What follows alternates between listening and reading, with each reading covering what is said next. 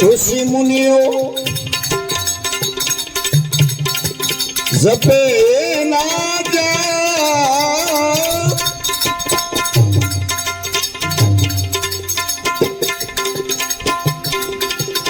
તેજ હરી નોતા ચાર વેદ મારે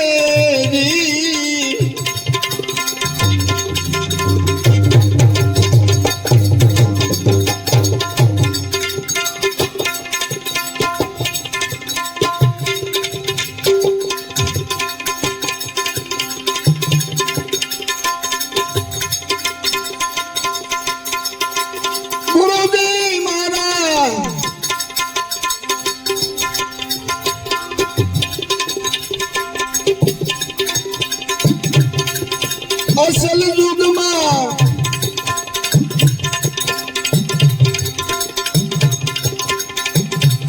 નહોતો આધાર,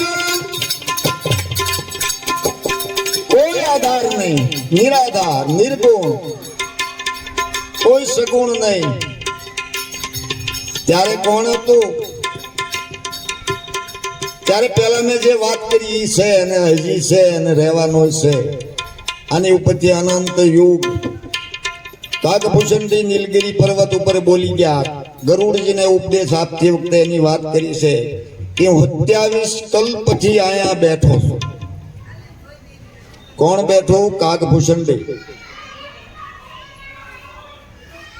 ખરેખર એ તો નિશાન આપ્યું છે, કાગનું નિશાન આપ્યું.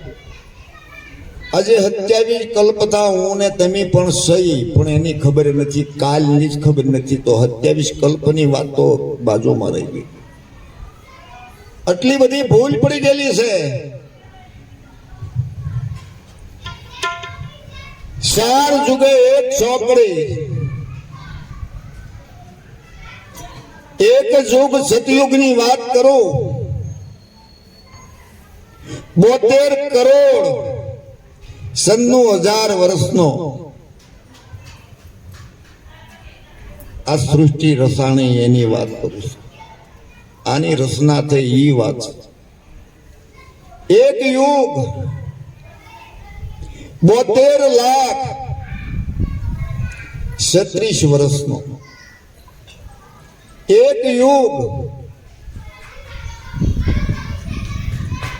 32,31,000 વર્ષનો,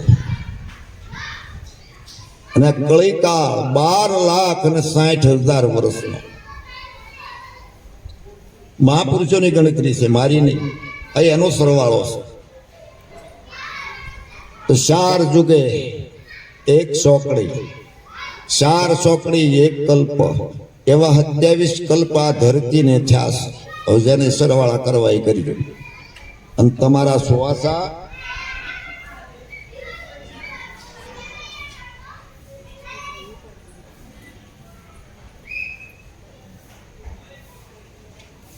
એ પણ માં ગંગા સતી એ મૂકેલા જ છે. એના સરવાળાની કોઈને ખબર એ નહીં હોય. તમારી આયુષ કેટલી લાંબી છે? માત્ર ને માત્ર 16 આંગળ ને એક રતી. આ શું વાંચો? અહીંથી 16 આંગળ ને એક રતી ઉપર ગયો ને વટી ગયો એટલે ગયો. 16 વાલ ને એક રતી એટલે 16 સ્વરનો મંત્ર ગુરુ મહારાજ એટલે આપે છે.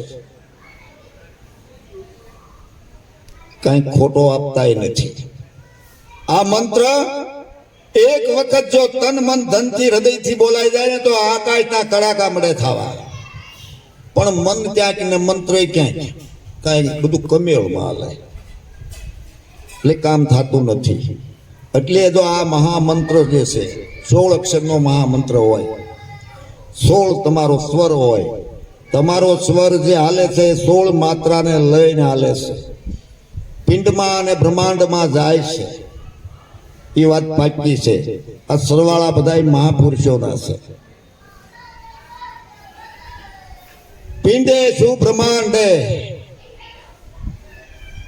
એટલે માટે સંતોએ આ બધા સરવાળા કરીને આપણા હાથમાં આપ્યા. પણ સમજાણું નહીં.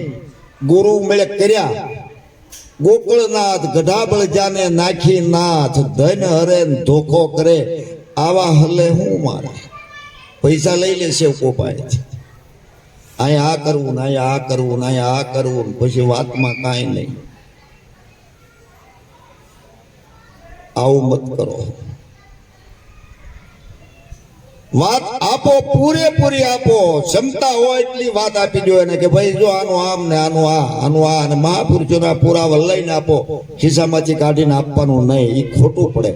મારું ક્યાં સુધી હાલે? ઓલા દરવાજા સુધી ન હાલે. ત્યાં મારા વચમાં રોકી લે કે એ ભાઈ આ વાત ખોટી છે. પણ સંતનો પુરાવો હોય તો કોઈની તાકાત બારી વાત છે અને ખોટી કોઈ ચીજ કહેવાય જ નહીં. કે સંતનો મત લઈને જ હાલવાનો. જ્યારે હાલો ત્યારે સંતોનો મત જ લેવાનો. પણ શ્વાસને નાભીએ જવા દેતા નથી. એ કારણ આધુનિક યુગનું છે, આ તમારું નહીં. તમારે તો ઘણો મૂકવો એઠો, પણ જાય તેનો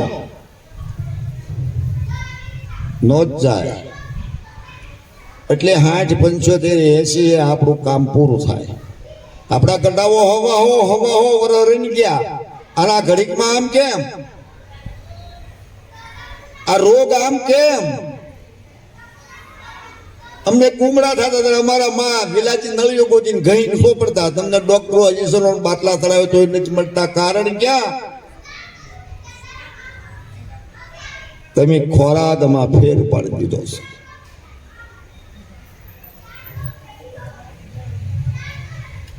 તો બધા ખાય અને બધાને ખબર છે એની મારે શોખોટ કરવાની ન હોય. પણ આ રોગનું કારણ આવડું. અને પછી આ વિજ્ઞાને દવાઓ બહાર પાડી દીધી. જેમાં હોય એમાં દવા, જેમાં હોય એમાં દવા થી આપણા અંદર ગરી ગઈ અને એને આપણને બધું કરી નાખ્યું. ખરેખર જવાન હોય તો એ છે કે કમર દુખે, ઢીસણ દુખે જ ને ભાઈ. કઈ ભગવાને દુઃખ મોકલ્યું નથી. ભગવાન તો જેમ રમકડું બનાવીને આ ધરતી ઉપર મૂકી દીધું છે. બગાડી આપણે જ નાખ્યું.